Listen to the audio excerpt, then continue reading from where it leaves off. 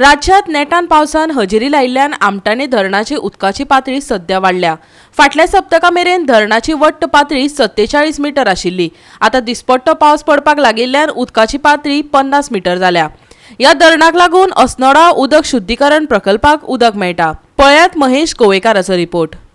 आम्ही पळयतात की फाटल्यान आमटाणे धरण हे फूल जाल्लेलें आसा आनी फाटल्या म्हयन्यान पावस पडूंक ना, त्या खातीर ह्या धरणाची पातळी सामकी खालावल्ली। पूण ह्या विकान जो पावस पडला त्या खातीर सामकें धरण सध्या भरलेलें आसा।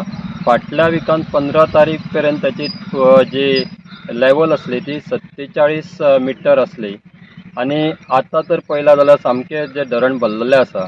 हे जे आमटाणे वॉटर रिजर्वर जो आसा ताचें उदक अस्नोडा ट्रिटमेंट प्लांटाक सप्लाय जाता आनी फूल बार्देस तालुक्याक हे उदक वता। त्या खातीर हे जो रिजर्वर आसा तो सामको इम्पॉर्टंट आसा आनी आतां पळयला जाल्यार ह्या रिजर्वराचें उदक सामकें भरलेलें आसा।